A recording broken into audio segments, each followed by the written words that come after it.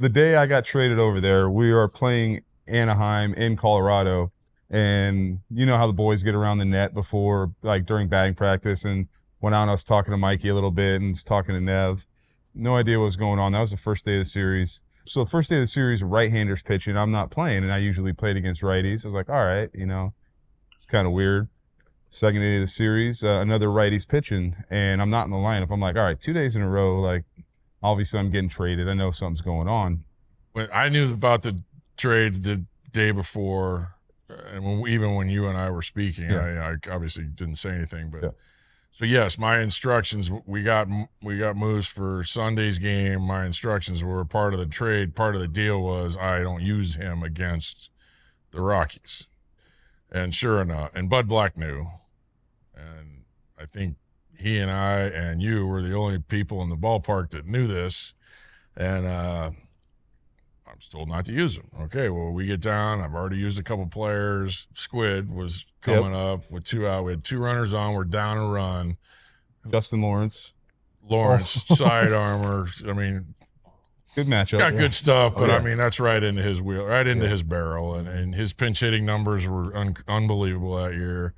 And he comes up next to me with his helmet and his gloves on. You remember this? Yeah. And I'm like, what the are you doing? Decoy. I'm like, he knows.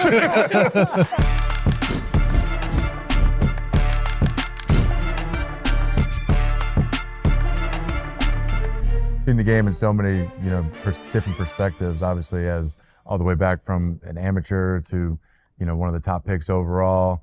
And your reputation throughout the game too, man, speaks for itself. I never even met you before. In 2020, I, had close contact and had to sit out for COVID, and you offered for me to go hit at your house and train and all that stuff. So I don't even know if you know that. I do remember that. But thank you very much, man. That was cool as shit. And obviously all the guys in San Diego speak very highly of you. So we're excited for this, man. Get to pick your brain a little bit. Yeah, I mean, you guys know how this game is. You're around a long time. We create a lot of relationships and you build those. And, I respected the things you did on the field for a long time. You were playing for what was my hometown team at the time. And I think we had a lot of people in common too. And you were looking for somewhere to go. And I didn't have anybody at my house that was going to get sick. So we're going to use my stuff, man. So yeah, right. We're going to keep it all within the guidelines of the rules, right? I was going to spit at your front door every time. You were going to test it. We're going to be good to go. There's no worries on that end. We do, man. So many of these guys too, which is awesome, is so many of those clubhouse guys, Tony, Tree Boy, the whole San Diego staff. That's where you really hear the good stuff. Those guys, man, because those are the guys we're with every day, and they're doing a lot of the stuff, dirty work for us. And I always felt like when the players connected with those guys, that meant a lot and showed me a lot, because those guys do so much and it all goes unnoticed. I don't know if I can give a certain person that probably, I'd probably just tell you my parents. It's just kind of how you were brought up, right? Yeah. You treated people with respect. And Moose will tell you it's one of the things that I was adamant about with my players when I was managing them, that everybody there is important, just as important as we are, whether it's driving into the parking lot and rolling down your window and saying hello, or, the gal that worked outside of our clubhouse every day, or the kids that are inside cleaning things up, that nobody understands what they actually go through, but they're living and dying on every pitch with us. And as I tell them every spring training and throughout the year, we win this thing. Like when you guys won that in Kansas City, all those guys got the same ring. Those guys and girls that work with us got the same ring we did. Yep. A little price difference on some of them, I think. But it all looks the same, and they're fighting. They want that too for us. And I think when you don't treat just people in general with respect, but especially the people you're working around, and it came back and rewarded me later on in my career. I got traded to the Texas Rangers in 2005, and this little chubby kid, when I walked into the clubhouse in Toronto, unpacked my bag, was putting my underwear away, asking me whatever I needed, and an hour and a half later, we're doing our advance meeting, and this same kid's running the advance meeting. And I look over at Michael Young, I'm like, hey man, this guy was just unpacking my underwear, and he's going to pick up my stuff later. And he goes, yeah, that's Perry Minasian, man. He's brilliant. He worked in the clubhouse. His dad was the head clubhouse guy. but he learned the game through that. He was Buck's right-hand guy. He did all the, the intel before we had all the numbers and the intel we have. And he was brilliant. A couple years later, I hear he's a scout. A few years later, he's rising, and then all of a sudden he's a GM. He brought me over to Anaheim, and when the change was made, I mean, I was his choice. And he points to that day that we met a lot. Like, you treated us that way. It was, I mean, he made a point that I earned it, but the fact that he remembered that, what I mean? And awesome. I preach that to my kids and even the players in the big leagues. I mean, it goes around. Man, that's so true. And another big thing too with those guys, when you win in Kansas City, the ring is something that goes with you forever. But those guys as well, you get that playoff share, and it's life-changing money. I mean, I remember in Kansas City one year, one of the trainers who was an intern, he was trying to pursue golf. And golf's expensive, especially if you're trying to be at the professional level. And, we gave him a full share, and he was able to pursue golf a little bit. So, like, you can take care of those guys in so many different ways. But another cool story is the guy at our parking attendant.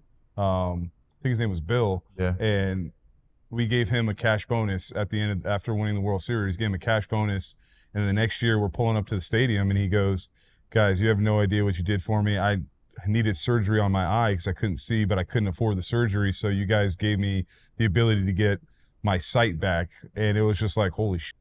That money, the reason they hang on to all these pitches so much is because, like, it does affect them, outside of the game, like outside of the field. So it's pretty cool to hear those stories. Maybe you don't know, like, a lot of guys probably don't understand the impact you're making on people as you go through, being the person on TV and being the, in the commercials and doing the interviews and stuff like that. But I think when you're done playing, like you guys are, you start seeing the benefits of, not the benefits, but you start understanding what kind of people like you gravitated towards too. And it does pay dividends in life. It really does. I mean, I think those things come back to you. And as my situation, I mean, and you mentioned the parking lot attendant. I mean, there's a ton of stories that we don't even know about that you may hear like 10 years from now, like, hey, this kid that was there and you have no idea what you meant to him. And I think that's what our game, any sport really, that we, the team sports, I think that's what it is really all about. I mean, you guys reached the pinnacle of that together, and I haven't got a chance to do that. I've been close, but it makes those stories even better as you go back and you go through life and look back on those things. Those dudes' jobs have gotten a lot harder too, man. Because like you said, they got all these machines and now you got to break down plug up and pack up for the road. And that was the thing you always did too. Is you always helped out. When I played with you in Anaheim, you're always out helping. Like if somebody needed to do something, like Neb would get out there and help set up stuff. You weren't just overseeing everything like a manager should or would or whatnot. You were out there with the grounds crew guys doing stuff, making sure everybody, like if there was a helping hand needed, Nev was always there, which was like, I mean, I was at the end of my career watching it and I was fortunate enough to play for you, but to see you doing that, it's like, okay, like maybe these young kids can see that our manager's out here helping, doing all the things the right way. And maybe it does turn over a little bit into their careers. Well, I also knew Barney, the clubhouse guy. So when I was playing in '98 there, he was the same field guy.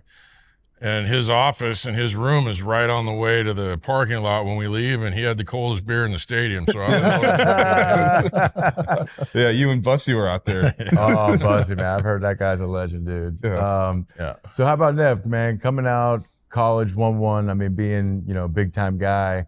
I'm sure you had to earn that, the reputation you have from not only the clubhouse guys, but your teammates and all that. And, us being first-round guys as well.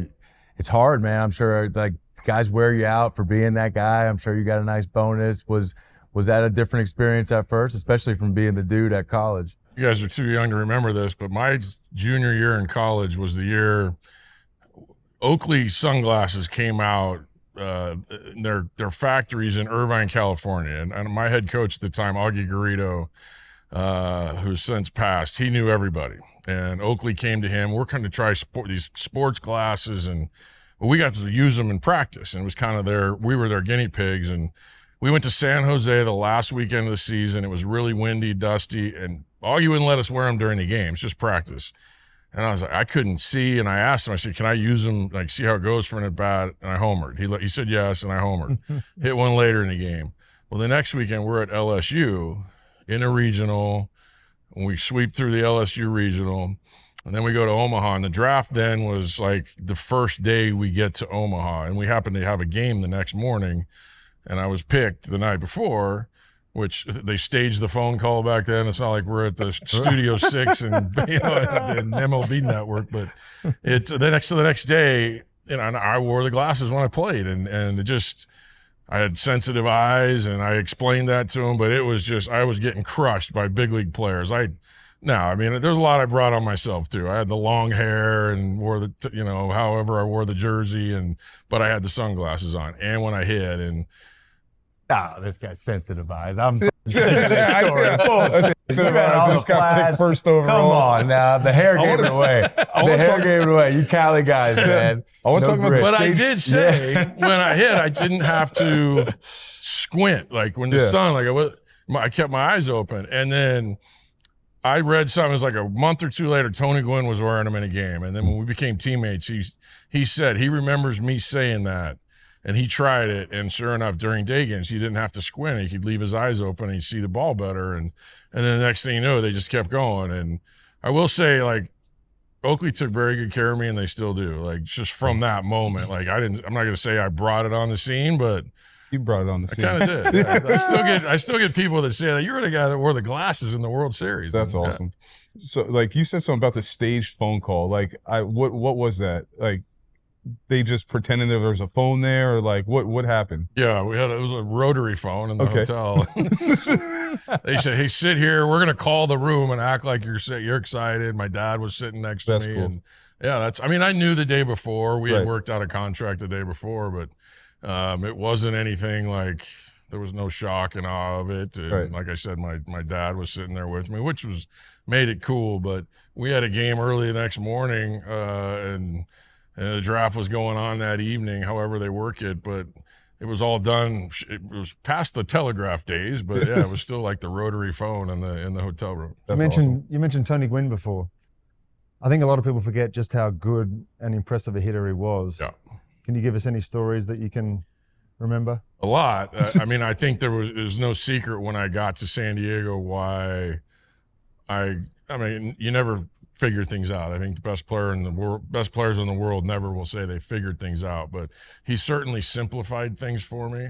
And then all those, the bits of advice that I got when I first came up, when I was with Bagwell and Biggio, and then in Detroit with Whitaker and Trammell and Cecil Fielder, like, then those things started making sense to me. But he simplified hitting so much. He was so talented at seeing something in somebody's swing and identifying just a little thing that would help you. Not to mention, he could see things on the field that no one else could see. But he would just tell me, like, I remember him telling me, just fire your heel at the pitcher. And I'm like, fire my heel at the pitcher. And I was this upright guy, then at times would, drift open. But if I kept my heel closed and aimed, kind of fired my heel at the pitcher, it kept everything in, and it didn't give up any plate coverage. And it was just something that, when I got off, I could always go back to, even when I wasn't playing with Tony. But he was so smart as far as, they'd bring in a relief pitcher. He hit 2 or 3, and I hit 3 or 4. I usually hit right behind him. And they'd be bringing in a reliever, and he would say, this is what he's going to throw me. This is what I'm going to do. And when they bring in the righty for you, this is what he's going to throw you, and this is what they're going to do to you. First pitch here, and then I, like, the first time or two, I'm sitting there like watching it, and not that I forgot, but I'm watching it, and I take the pitch. I'm like, he was right. Yeah. He was right. And then I started catching on to it, and then you start studying the game a little bit like how he saw it too. So, but he would see things, grips on pitchers, the ball behind the head, and I'm just trying to focus on one spot rather than, or if he pulls it out of his glove and you're looking here, and then I'm trying to catch it here, and the ball's by you. But he would see those things. He would see fielders moving on the field as the ball was being delivered through and he could hit it that way. He'd put on his own hit and runs. Putting on the own hit and runs. That's awesome. And he would know exactly where to hit the ball. That's why I had somebody, and it was one of the front office person tell me one time, Tony Gwynn would never be able to play today because back then he was one of the luckiest hitters that baseball's ever seen. And I said, this is where you lose me with that information because you don't understand what this man could do. Like he was a magician with a bat. He knew where everybody was, and he knew exactly where he could hit the ball. And it wasn't exit velo, it wasn't, launch angle. He knew where he could get a hit. Always. So kind of going with that, it's like you play with those guys. You play with like Tony Gwynn, one of the greatest hitters of all time, pure hitters. And you yourself are a baseball guy, right? And now you transition to the other side where it's, front office, analytics, like all the numbers are coming at you, not only from a coaching side, a manager side, and now in the player development side. How do you relay that information? Because, we've had a couple guys on here that talk about being able to relay it to the players. Like how have you been able to adjust to like that side of the game? That is obviously a huge and important role nowadays. I think you learn over time. First off, it's the game is about the players. It's always going to be about the players. And as a coach or a manager or anybody that works with the players, if you lose that in your mindset, you're not going to be successful at what you do. The game's changed over the years. The game changed from when I played to when you guys played, and we almost overlapped. I think I don't know when you guys came in, but there's just so many different little twists and turns to our game. Now you add in language that's just a little bit different. And yeah, I'll be honest, when I first started doing it, I had pushback about it, and it probably cost me working in certain places early on. But then you start understanding what it means, and you take bits and pieces, and it's about relaying those things to the players for them to understand it, for it to sound normal to them, because the kids grow up. I mean, I have 2 kids playing now too. They grow up different. Everything is travel ball. We used to play 18 high school games a year, and that was it. We'd go play football and we'd play basketball. Well, now it's year round, and now they're going to pitching labs and they're going to hitting labs. That's what they grew up on. When they get into pro ball or when they get into college, that's what they want. And if you're not well versed in those things and you don't understand how they want to learn, you're not going to last very long with it either. So it's constant adaptation to the player. And I think they respect that more. I mean, the part that's never going to change is they really respect, even though they may not know your name, is baseball cards aren't a thing like they used to be. They are now, but it's just wherever I can get the one-on-one. I'm a little up to speed on this stuff, but we used to get the cards and you're studying, like you put them in the teams and you stack them up, and that's how you knew every player in the game, and you knew the stats on the back of the card. And now they don't really know that, but they do. They'll look it up and they'll say, "Wow, you played. You were pretty good." Like, and then they want to gravitate towards that. I'm not saying the best coaches are the guys that played. I certainly played for a lot of great coaches that didn't play the game and had a huge impact on my life. But it does certainly help that they know you went through those battles and those wars too. So. Yeah, I didn't realize Augie Garrido was your coach as well, because I know he was with Texas for all those years, but. What a legendary coach, man. That's unbelievable, because his career before Texas, I couldn't even imagine. His career at Texas is already legendary. I would definitely want to pick your brain on, a lot of stuff with your son and that amateur stuff, because it's got to be bad for your son now to be a big leaguer as well. And but real quick, with going back to Tony a little bit, because I was a huge Tony Gwynn fan, obviously. I had that solo hitter, and then going and be able to play for San Diego was it was awesome to get to know the history and then hear the behind the scenes from some of the guys. I love what you said, because it fires me up. I've gotten in so many debates with a lot of the newer coaches and a lot of the new staff. What do you think, first of all, what do you think Tony would do with all this information? Do you think, like he would kind of incorporate it into his own approach and all that stuff? And 2, for the young guy that says Tony Gwynn wouldn't hit in this era, that the pitching is nastier than when it was back when you guys played. I mean, how false is that, right? I know Tony would use a lot of the information that he knew that would benefit himself. If it meant looking at the scoreboard and seeing 22 inches of ride or 22 inches of run, and he would apply that knowing exactly what that guy was probably going to throw him. I mean, I love watching the old interviews of like Maddox and Smoltz and Glavine and these guys that. I think Tony struck out 1 time against all 3 of them in his career, and he faced them over like 250 times. It's something ridiculous, but he would certainly use. he would use any information he could get to benefit himself.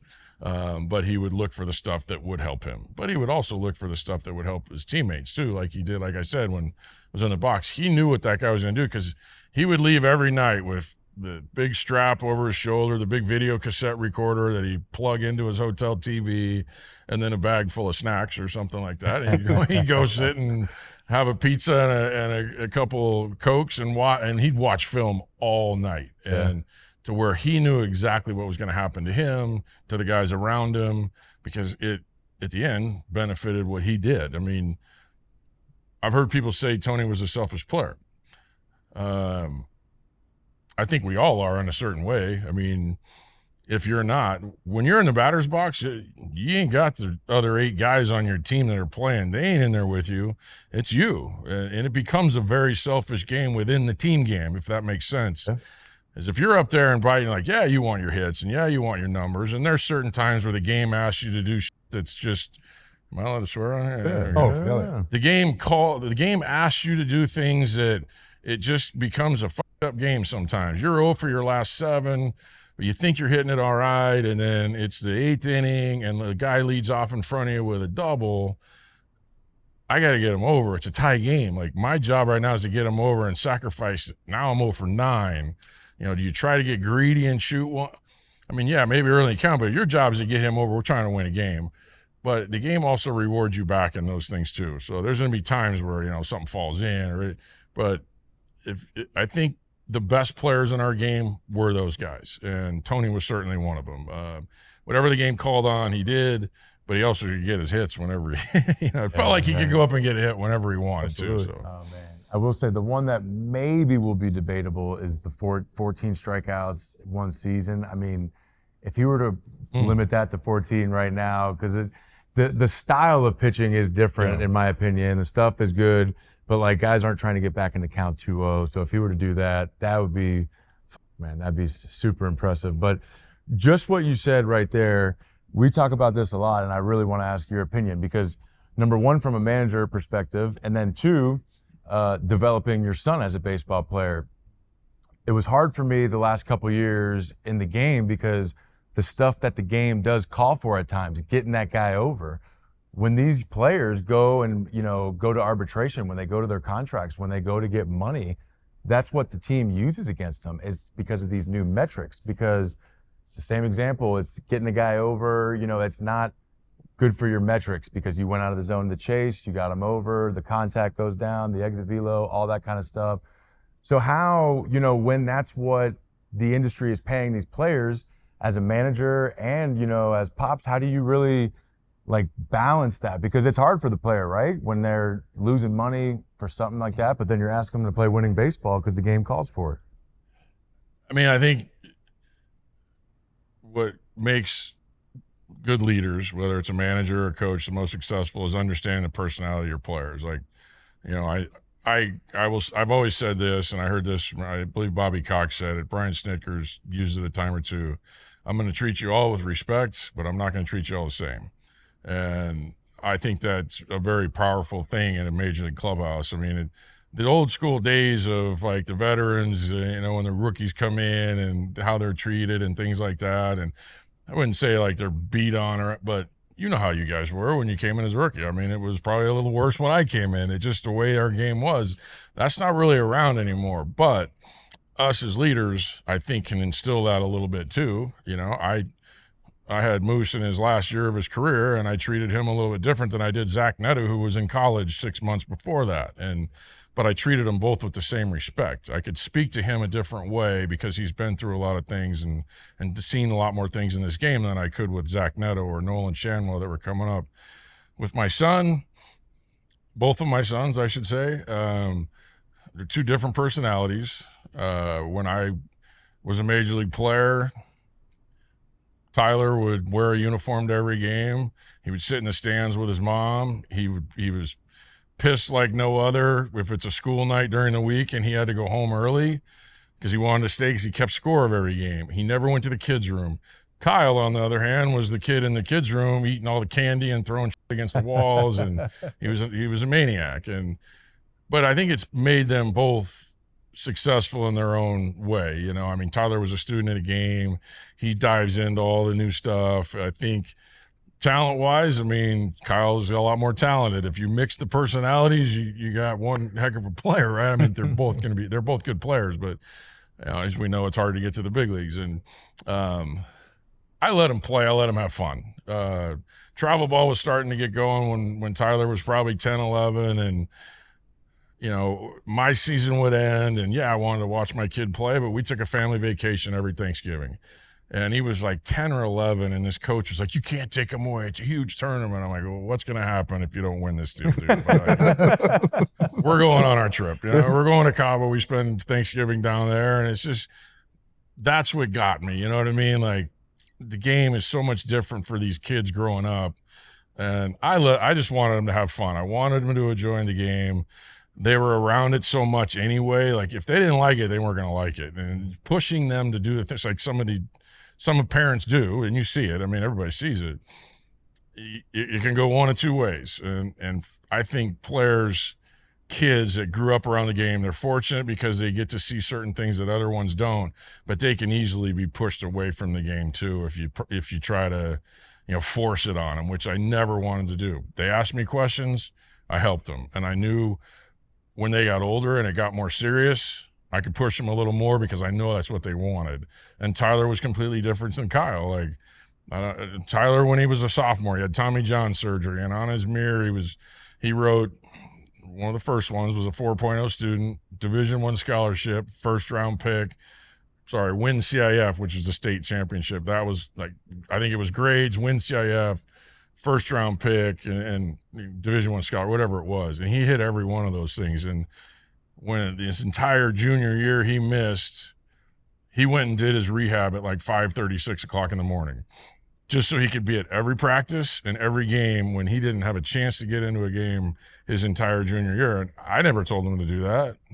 His brother would not have been the same way. No chance. You know, and it doesn't mean one's different than the other. Like, you guys have different personalities, but I mean, you were close and you guys enjoyed that championship together. And I promise you, you guys have different personalities. That's just it, and makes them both successful in their own way. So, yeah, that's something you said earlier, because I'm coaching my son's AA Royals Malibu Little League team right now, and everyone always asks me, like, what are the goals for this year? Like, what do you want to accomplish as a coach? Like, all the parents ask me, I'm like, I just want the kid to sign up next year. Like, I want him to have fun and sign up next year to keep playing baseball, because they're 6, 7, 8 years old, and as of right now, nobody's going to the big leagues at 7 years old. I mean, at least I don't think. But, you know, all the kids, all the parents are like, what do we need to work on? I was like, you need to work on the fundamentals and make sure your kid wants to play baseball again next year. It's not that important right now, but make sure he wants to sign up again.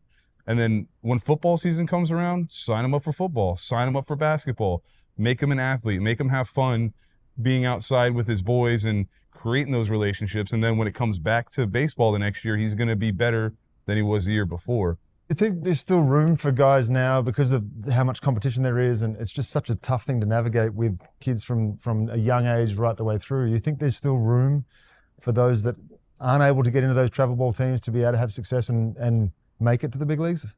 I think that's about all there is now. Like, it's really not. I don't even know if there's still little leagues, but yeah. I mean, all those kids are probably playing travel. Like, I think that's about all that's going on is travel ball. And then when you get to high school, you play your high school team, but then it's travel ball through high school too. Is you play 20, 30 games now or something. I think at 9 years old is when travel ball really starts kicking in or 8 or 9 in that range.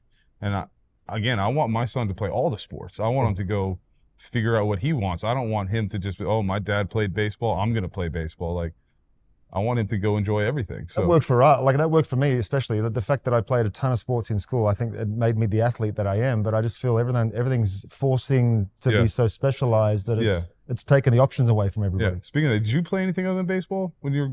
Yeah, I say played football. I played football through high school and college, but I was a kicker. I say play, but yeah. What you're saying, I think that's coming kind of full circle. Were you getting, so you were going somewhere with that, weren't you? No. I remembered you were a kicker. So I think that's kind of coming full circle. Like being a part of our scouting department now, kind of doing part of what my role is. You hear a lot of that. You hear scouts talking about, oh, he also plays football. He's a great athlete. You can see the instincts from, his footwork from, you can tell, like, being on a basketball court, it's helped him here. And we're looking at shortstops, and he plays other sports. And I think that went away for a while. And now, like, you start looking through your system and say, we just don't have any bodies. We don't have any athletes out here. And then now you're starting to hear that verbiage again in these scouting meetings and talking about players that are coming up through the amateur ranks. And I still think it's important to play other sports. I really do. There's certain movements and different body kinetic things that you do in football, basketball, whatever you play, that translate onto a baseball field. I think our sport, more than other, has so many different movements to it that other sports benefit us is more than others. You know what I mean? Like, I don't think just playing baseball, I can walk onto a football field. And everybody's been a part of hockey teams coming out, or basketball players or football players, and just watching them like play catch, and you're going, like they don't know. Or get in a box and swing the bat, or they stand on home plate, and it's like, have you ever watched a game? Like, it just, but I think and I'm not saying any sport's easier than the other, but I think if you were to have us throw a football or, try to catch a pass, we're not going to look like, pick a receiver, we're not going to look like Gronk. We're not going to look like those guys, but it's not going to look as awkward as somebody grabbing a bat and getting in the box and trying to hit a pitch. I'm sorry. It's just the way it is. That hand-eye is different. So true what you said about the parents, man, and that amateur. Like, there's no tournament at 10 or 11 years old that's more important than you guys taking your family on a vacation, if that's the time. I feel like a lot of parents at that level don't understand, especially now with your scouting hat on, like, when you take it that serious as a parent and you like just try and specialize that early and try and push the kid and push the kid and push the kid as a scout, that's your job as well to, focus on that. Obviously, probably not you, but more of the area scout, and then the guy, whoever his boss is going to come check in. Like, that's going to end up being part of the story. Is like, man, this guy's dad's crazy, man. He pushes him a little too hard. And then they almost don't realize, like, you're doing your kid a disservice because of how hard you're pushing them. And, like, I feel like the amateur level now is getting out of control with that. And for us as, like, former professionals, former big league baseball players, especially with baseball, I feel like we look back and we're like, man, like, you got to just let these kids grow up, because the serious evaluation is so far away from that age, right? You go to these top, 10, 11, 12-year-old events. There's how many hundreds? There's 100 or 200 kids there. Yeah. What are they? One or two of them make it. One or two of them, you get a chance to play pro ball maybe. Mm-hmm. Like, it's just, you go on a college team, like the good college teams. There's a handful. There's a few guys that'll even get to pro ball. And the odds of getting to the big leagues are even less than that. And if you're not letting them enjoy what our game gives you, like, I get it. Every parent wants their kid to be successful and do this and that, but this is the wrong this is the wrong avenue of life to be pushing it on them at 10, 11, 12 years old, because if they don't enjoy it and they're not having fun in what they're doing now, when they're 15, 16, 17 years old, and that's all they've known, all they've been pushed towards, they're just going to gravitate away from it. Their minds do. It's natural. So I think you hit the nail on the head with that. And and the game needs more guys and not necessarily like all ex-big league players that just have kids playing travel ball like you do. I get on DeRosa all the time because he's like Johnny Serious with this stuff. Like, we're going to go to state this year. I'm like, hey, man, let them have fun. Yeah. Like, it's baseball. Yeah. But I think the game just needs more of that. I think the game needs more guys that played, that especially now, that go back and coach. And I think you're starting to see more of it. I think you're starting to see more of that filtering in. And it's not just the guys that, played in rookie ball or A-ball. And I say again, there's nothing wrong with that just never got out of those levels that just turned into coaching because that's what they went to. obviously we made a lot of money when we played in the big leagues for so long. And so everybody asks you, why the hell are you going back and doing this in the minor leagues? And it wasn't my plan. I got asked to manage an independent league team 3 years after I retired. And I looked at the guy, I'm like, you gotta be out of your mind. There's no way I'm going to do this. I'm playing golf. Like, somebody talked me into it. It's only 3 months. You might like it now, and 2-3 days into it of running what we had our little spring trainings. Now we had some guys that were, trying to make comebacks and things like that, but you see how they react to you. I had a player before our season even started, get signed by an affiliated team and ended up getting to the big leagues. And it was like, man, I mean, you think you had a little bit of a part in that, but I had so much fun through that time. And then when the game started, it's like you're one of the guys again. I had to be careful because, we miss the guys, right? You miss being around the guys. And I think it's easy as a coach or a manager when you first get started to have a hard time separating who you are in that room. You know what I mean? Like, it took me a little while to learn, like, I might be a cool guy or whatever, but I'm not hanging out you guys don't want me hanging around in the locker room. I never did that with you guys. If I had to tell you something, where my office was, I had to walk through the room, I felt uncomfortable walking through there because I knew how I was when, like, Boach would walk in, or Buck Showalter or Dusty Baker would. They walk in. When they walked in, it was usually they had to tell you something that you weren't going to like, and that was the hardest part for me when I first started. It was separating player to coach player, coach, player, manager. As a coach, I think you can get a little bit closer to your players. But there is a fine line when you become a manager, when you become somebody that's going to make a decision on that player's career someday.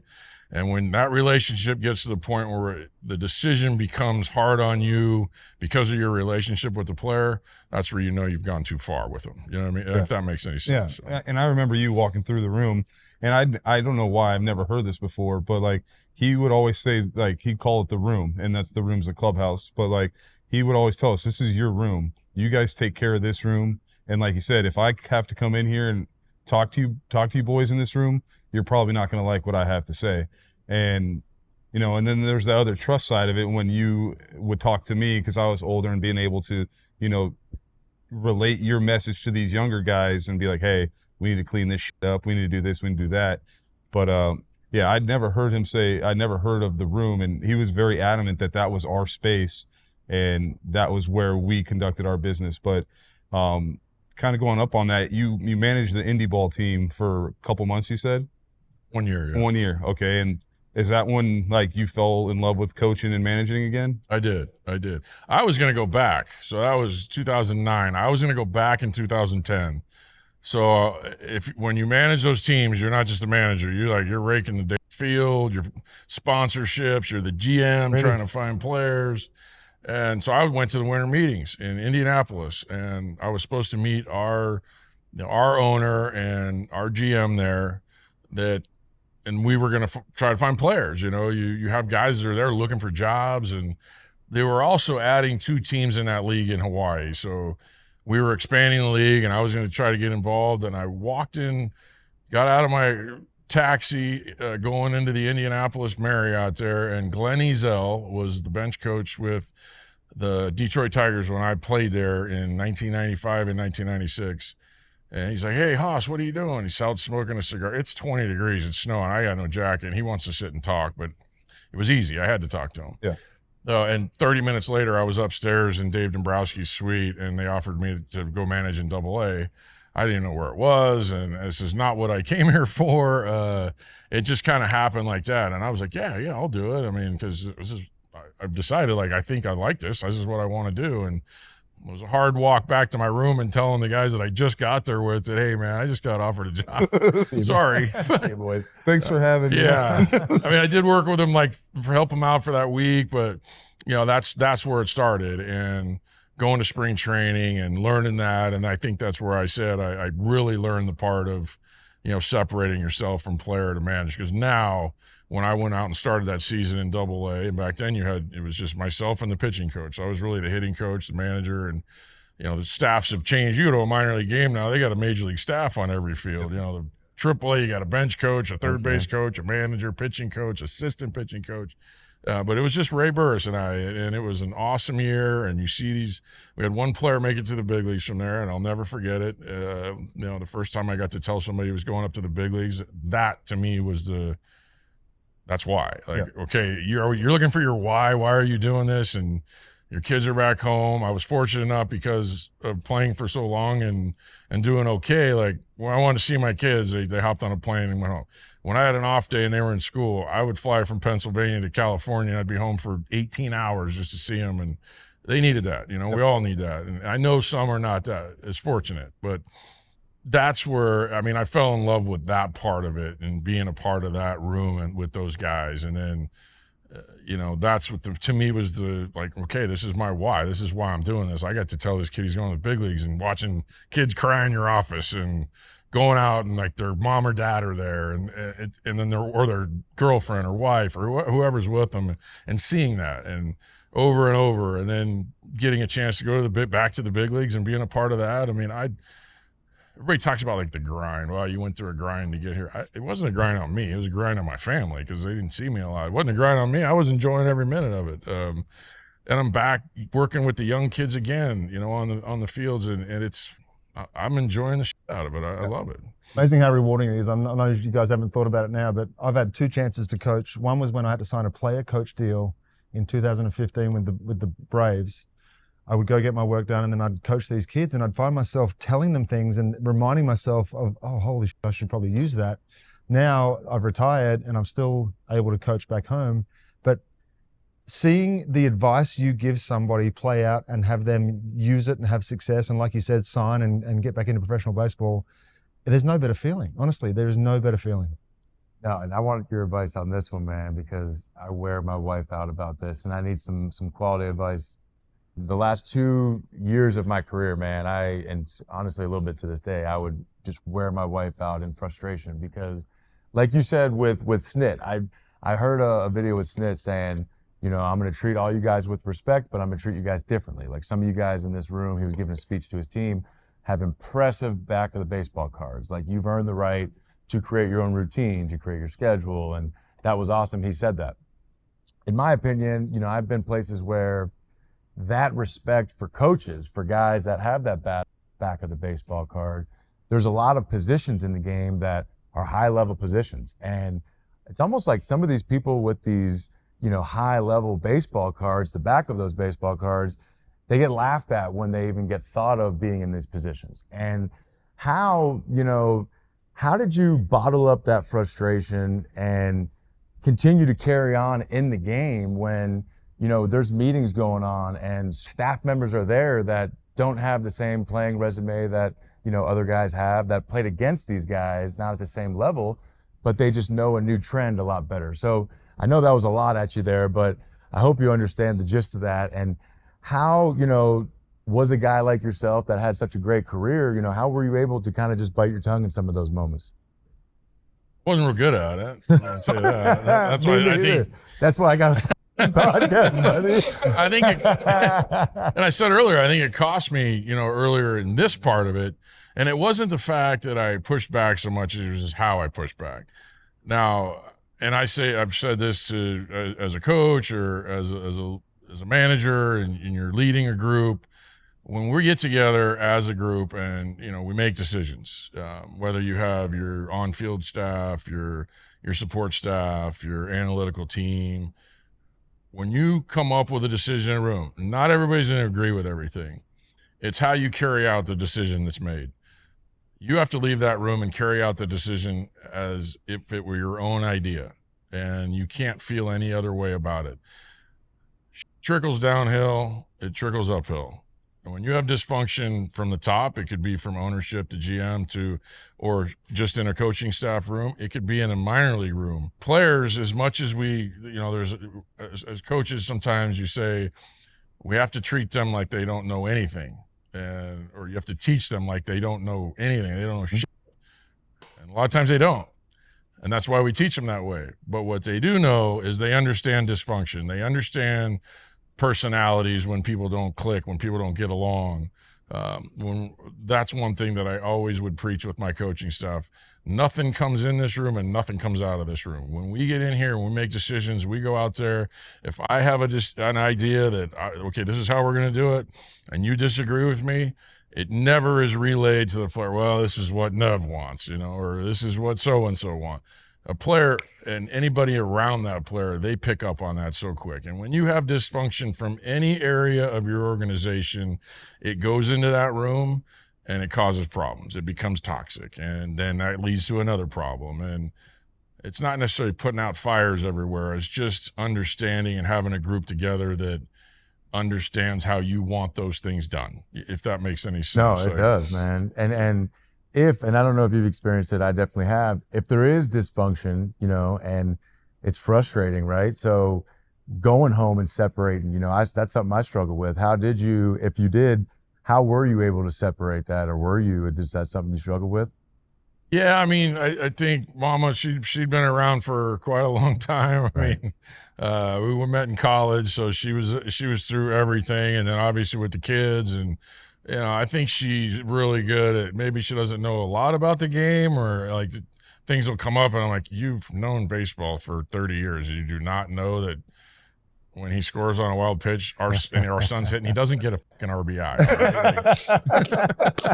Like, how do you come up with those things? But it was great. But she understands with all three of us, the mental part of what we go through every day. So she can absorb it a little more. I don't know when you met your wife, I'm guessing a little during your career. And, it's just, I think everybody's different that way. And I was lucky in that sense, and that I could go home and bitch about something and oh yeah, okay, I saw the same thing, whether she did or not. But what I meant about the organization, any kind of dysfunction, and that's one thing that Moose will tell you. Like, I took pride in, like, I didn't want anything going into that room, and we had so many different moving parts that season. We had a lot of the injuries we had and the trades we made, our roster turnover. But I think the one thing I always would say, and I still would hang my hat on, is how good that room is for a long. I mean, it's a credit to guys like him and Aaron Loop and dudes we had in that room, even some young players that kind of got it early on. That you would even tell me, like, we get Logan O'Hoppe in a trade. He's a 21-year-old, 2-year-old kid and gets forced to the big leagues in a new organization. And you could see instant leadership qualities out of this kid, and you knew what he was going to become. And he understood those things. And that was, he's good, what's man. that? Aaron Luke, that guy gave me nightmares. Luke was great. Yeah, he's awesome, dude. How about, let me ask you guys your opinion on giving someone advice for, just like you were saying, baseball talk, the injuries, the roster stuff, all that stuff that happened. For someone that has that frustrating job or day at work, that goes home and maybe their spouse doesn't really speak that language of understanding baseball. I know you had some times in your career as well, like I did. How do you, help someone vent to the person that doesn't really understand that lingo of what they're going through day to day? I was so good at flushing, similar to you guys, and not taking any of that home, but I would try not to burden my wife with a lot of that stuff. So I guess I'd take the easier route and I'd find other people who had more of an understanding. Now, we have our venting issues, my wife and I, but from a baseball standpoint, it was definitely much easier for me to just let it go, deal with it at the field, separate the two, and go home and be a husband and a father. Yeah, for me, we've talked about this before. When I got good at that was when I had my first child, and it wasn't about me anymore. Like, I came home and Steph was taking care of Mila, and that became my world, and baseball became my job. And instead of always I'm a baseball player, this is what I do. And still, even after that, everyone would have bad days of work. But when I had Mila, it changed my perspective on basically everything. So that was an easy thing for me. But kind of he said, I'd bounce it. As advice, I'd bounce it off my teammates, I'd always talk to you about stuff, you talk to me, but, a game's not easy. It's going to beat you down. It's going to humble you. And no matter what happens, you got a game the next day. So you got to figure out a way to post again and get out there and go. And so after that, it's funny how, when you were coaching and you got the AA coach, and then how things kind of happen for a reason, right? Then you become the third base coach, or you get brought up higher, you're the third base coach in San Francisco first, and that was when I first met you. And I remember you walking out one day, you kind of dragging your leg a little bit, and we had a conversation as to why that was happening. And there's that funny dynamic that happens like between third baseman and third base coach, or first baseman and first base coach, that I built a relationship that day with you, and it continued to when you were in New York, third base coach there, and then ended up getting to play for you at some point later on down in my career. It's just an awesome thing. But let's talk about, being the third base coach and the responsibilities going on there, about how, you've got to defend your players, especially against bad umpiring. And, Angel Hernandez one time had a rough day behind the plate. And kind of run us through that a little rolling bit. a video with this? Yeah, yeah. Somebody just sent it to me the other day. I get that every once in a while. Yeah, it's so good. Well, the first part of your question, coaching third to me, as far as the coaching in any sport, there's nothing like it. Because so fun, dude. For one, and I'll start with this, as much as we've sat and talked about how our game's changed, and whether you have the analytical stuff in it that you agree or disagree with or anything like that, there's one job on that field, from the players to the coaches, the manager, that will never ever change. That you can never sit here and say, well, the percentages and launch, anything like that. That position will never change, and there's no other spot like it in any sport where you have an immediate impact on the game. It's not like, okay, I put on a hit and run as a manager and let's see if it works, or you come up with a game plan for a pitcher. You're not in the box, but you're on the field. You're making decisions as the game goes on and on the fly that impact the game. It's as close to being a player still than you're ever going to get. And that's the part that I like. It's a thankless job. I mean, nobody ever says, hey, third base coach did a great job today. Like, okay, if you sent him and he scored, you did a great job. If you sent him, he's out, you look like shit, right? You get booed and you're yelled at the whole time. But that's what makes it, that's what I loved about it. Like, you were a part of the game. You were almost like you were a player. I tell guys that ask me any advice about coaching third, and we can sit here and go over any kind of mechanic you want, you should be mentally exhausted at the end of the game. Because if your mind wanders, and we had conversations as a player to, me coaching third, that's how we met. You have conversations with the umpire, but if you're not locked in, I'll give you the best example. I coached third from 2010 with that indie ball team for 8 years in the minor leagues. I coached third for a year with the Giants and 3 years with the Yankees before I had my very first inside the park home run call. And Aaron Hicks hit a ball into the gap in Fenway Park, and it can get a little weird out there.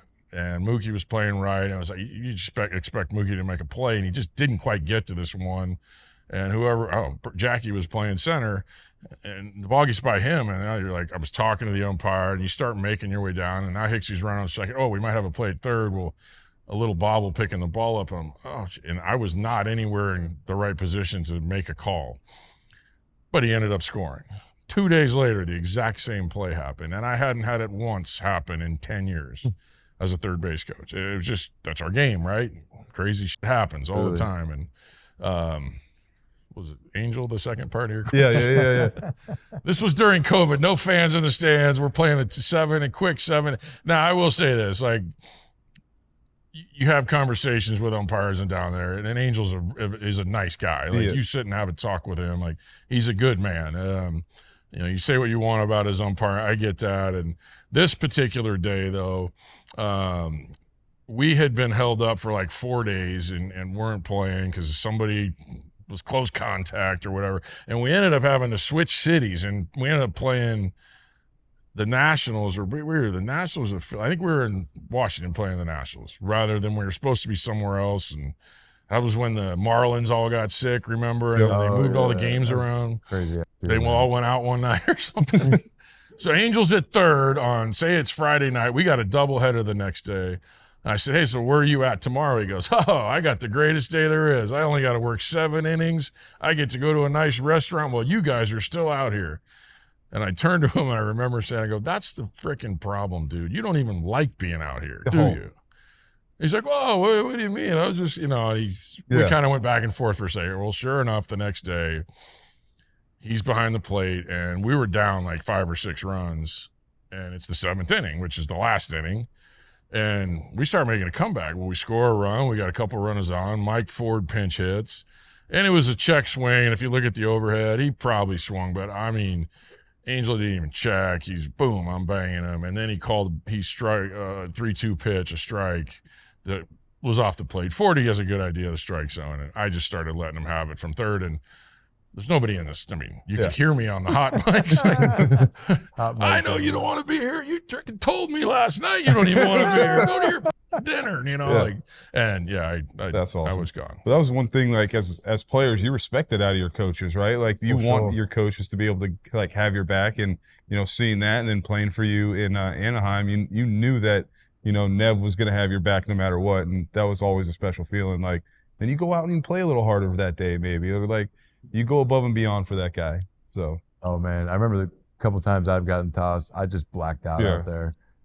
Yeah, we get I there. feel like you don't know what you're saying, and you just start blah blah blah blah. We get there, and I think as a whole, like their job is really hard. But I have a lot of these umpires I was with in the minor leagues, so I felt like I could have different conversations with them as well. It doesn't make it right or wrong that you go after somebody or anything, but yeah, we certainly have you call it blackout moments I think I've had one or two. Yeah. Sometimes you get good blackout moments, but that is true with the umpires, man. You do have that relationship. And then I have to ask, being with guys every day, it gives you a different perspective on players. I feel like, at least not as a fan, but as a former player, you understand sharing a clubhouse, getting to see a guy every day makes a huge difference than kind of just watching them every so often. And you've got to do that with Judge and Ohtani and Mike Moustakas, but I'll keep them out of this one. Thank you. Those guys, in my opinion, it's like when you look at their numbers, I mean, you can make an argument for whoever. I'm not asking you who's the better one, but just what is it about both those guys that just pops in your mind when people ask you about both of them? Yeah, I mean, to me, that's easy. They both want to be the best players in the game for their teammates. I mean, Mike will tell you, and being around Shohei for the 2 years I was, like, it is real and genuine that this dude wants to win in the worst way. Like, I saw when I watched that World Baseball Classic when he struck Mike out to win it. Yep. The emotions that he showed that I didn't see the year before, right? And when he came back to camp and we had talks, and it was all about like how bad he wants that feeling with these guys that he has spent so much time with. It was Trout, it was Anthony Rendon, it was the guys that he'd been with the Angels with for so long. He wanted to win so bad, and it frustrated him that, and not that guys got hurt, it just frustrated him that some guys didn't play all the time. I mean, we had a lot of injuries. We had a lot of real injuries. I'm not saying these guys didn't want to play. It just frustrated him knowing that, all right, I can't quite get there because, either Trouty's down or Anthony's down or Gio Urshela breaks his hip. I mean, we had the weirdest shit happen to us. We had some pitchers go down. And then Shohei ended up going down. That's what frustrated him the most. So when I was watching the World Series last year, like knowing what he put into this game, knowing how bad he wanted it, I couldn't have been more happy for a person. And someday Aaron Judge is going to win a World Series. I was torn watching this World Series last year. I mean, I really was. Dave Roberts is a great friend of mine. Aaron Boone and I are like brothers. I worked with him for 4 years. We grew up together. I want to see Aaron Judge win a World Series. I wanted to see Shohei Ohtani win a World Series. And to see them go at it at the end was pretty awesome on a personal level because of how well I knew him. Shohei, I'll give you one quick example. We were playing the Patriots Day game in Boston, which is like April 20th or something like that. And I look at the rotation going forward, and he's probably 2-3 starts away. So I pulled Shohei into my office. I was like, hey, you're scheduled to pitch on this day. It's an 11 a.m. start. That's 8 a.m. California. I can bump you to Tuesday night in New York instead, or he usually pitched every 6 days, and we kept it like that. It's just, for him to manage what he does. Or we can move this start to here, and you can pitch on Sunday.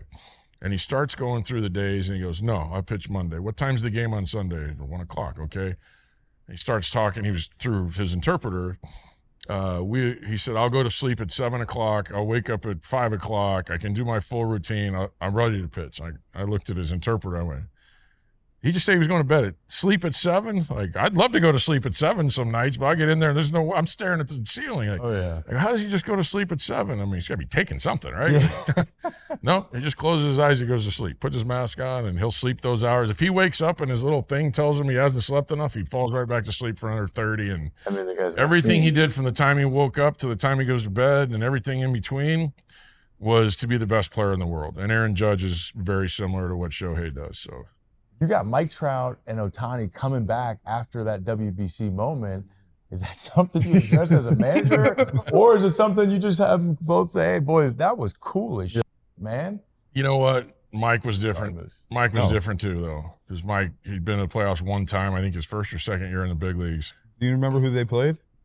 Oh, it was the Royals. Oh, you guys beat them. That's right. Sweep that. I wasn't a part of that team. I was probably rooting for you guys, to be honest with you.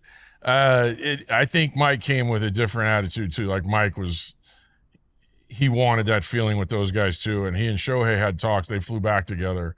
And I know that they had those talks together on that plane. And when they came back, Shohei got him, but Shohei's throwing 101 on March 15th. I mean, it's tough for anybody at any time, but it was an awesome at bat to watch. It was cool. I got phone call after phone. Are you worried? Are you scared? I'm like, hell no. You don't think I want my players to feel this right now? Like, they get hurt, they get hurt. I get it, but I was kind of thinking, like, please don't get hurt. But and Mike was, I think Mike was a different, in a good way, not that he was ever a bad teammate or anything like that.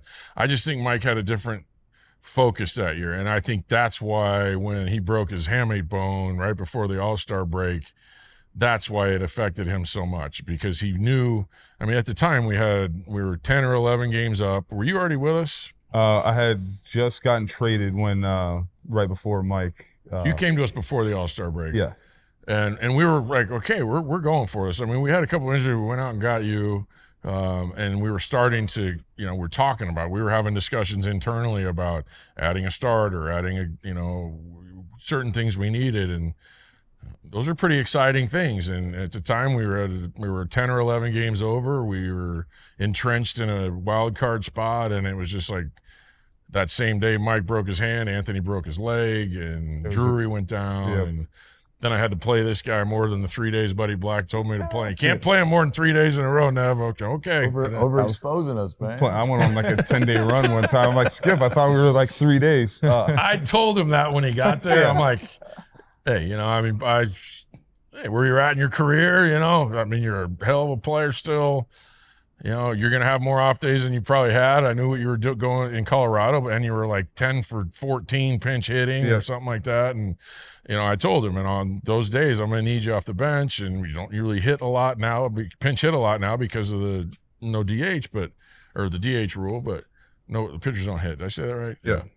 Yeah, guys started going down, and I'm like, okay, he's on his 5th day. How's he going to look today? Hey, he looked all right. I ran him out there the 6th day. That was a bad day, but we're not going to talk about that day. And he tries to get on me that I played him too much. He was begging that he wouldn't come out. Yeah. So the day I got traded over there, we are playing Anaheim in Colorado, and you know how the boys get around the net before, like during batting practice, and went out and I was talking to Mikey a little bit and just talking to Nev, and just kind of catching up. Like, we had played golf the year before, and just kind of catching up. And I had no idea what was going on. That was the first day of the series. Second day of the first day of the series, right-handers pitching. I'm not playing, and I usually played against righties. I was like, all right, it's kind of weird. Second day of the series, another righties pitching, and I'm not in the lineup. I'm like, all right, 2 days in a row. Like, obviously, I'm getting traded. I know something's going on. So before the game, Buddy calls me in his office. He goes, hey, Moose, listen, we're going to trade you to Anaheim. This is great having you, all the stuff. Buddy's a phenomenal guy, too. Yep. Incredible manager, incredible person. And so basically, like, I just packed my stuff up in that clubhouse, and you guys went on to beat us. I think it was like 21-2 or something that day. So I'm sitting in the Rockies locker room watching this game, cheering for the team that is beating the out of the team I was on. And so now the next day comes up, and I am in the Angels locker room, and I'm getting all my stuff on, and it's a day game, and there's this perfect opportunity. I've been pinch hitting, all year. It's been my role. I've been prepared, ready to go. And perfect opportunity. And Nev, let's run us through the managerial. It wasn't decision. just a perfect opportunity; it was the opportunity. Yeah. But when I knew about the trade the day before, and even when you and I were speaking, I obviously didn't say anything. But so yes, my instructions. We got Moose for Sunday's game. My instructions were part of the trade. Part of the deal was I don't use him against the Rockies. And sure enough, and Bud Black knew, and I think he and I and you were the only people in the ballpark that knew this, and I was told not to use him. Okay, well, we get down. I've already used a couple players. Squid was coming up with 2 out. We had 2 runners on. We're down a run. Justin Lawrence, side armor. I mean, good matchup. Got good stuff, but I mean, that's right into his wheel, right into his barrel. And his pinch hitting numbers were unbelievable that year. And he comes up next to me with his helmet and his gloves on. You remember this? Yeah. And I'm like, what the f are you doing? Decoy. I'm like, he knows. And he intentionally walked somebody to get to Squid. Yeah. And Squid, hell of a defender. I mean, he's an 80 defender out there. A little light with the bat. I would have liked to use Mike, but and I was not allowed to tell the media why. And Perry called me right when I came in after the game. You can't under any circumstances say why you didn't use Moose. I'm like, what am I supposed to tell them? That's the first, and Erica's first question to me was Mike Moustakas available today? And we saw him with his helmet and gloves on, which that's why I was more pissed at him. I said, and I said something like, it was just a long travel day after the trade for me. Yeah, it was funny though, because I remember Buddy was sitting in his spot over there and you're sitting there and you're just like, and Buddy's like, Yep. It was like, it was like, nope. It was like, oh, but yeah, that was. I can talk about it now. I wasn't allowed to talk about it. I bet there's so many little internal games that go on like that. Nev, just real quick again, man, because I really am curious about this. With Ohtani pitching again, it's a 6-man rotation, and when he was with you, it was 1 off day, DH pretty much every other day? He DH'd every day, and he pitched every 6. If we had an off day, he still pitched on the extra day. Right. And it was just to manage his workload. I mean, it's a lot. Like in Japan, I believe he was in the league that didn't have the DH, so he would play right field a few days. He'd take a day or 2 off, and then he would pitch. Wow. So this was a different workload for him. And over here, over there, they use 6 starting pitchers. They have every Monday off basically, and they have 6 starting pitchers. He's not pitching on 4 days rest, obviously, but it's mostly just to manage his workload. And everybody, does he need a day? Does he need a day? And I'm not diminishing the fact that it was just a DH, because you're still mentally in a game, but you're not on your feet playing defense either. So I think he was more than capable of obviously managing, being able to DH every day and then pitch. And in fact, he pitched the first game of a doubleheader in Detroit through a complete game shutout, and then he hit 2 home runs in the second game in Detroit. It was incredible. Yeah. It was incredible. It's like high school, right? Yeah. It's It's just not so much human. better than Yeah. everybody. He's different. Incredible. I mean, everybody says, well, the year. So it was the year before. So Show won the MVP in 23 with us, and he had won it in 20 or 21. Yeah. He's got 3, right? I think so. Judge won it that year, and if you look at it, okay, so Ohtani won it the year before, and Judge had hit his 60, 61, and the numbers were ridiculous.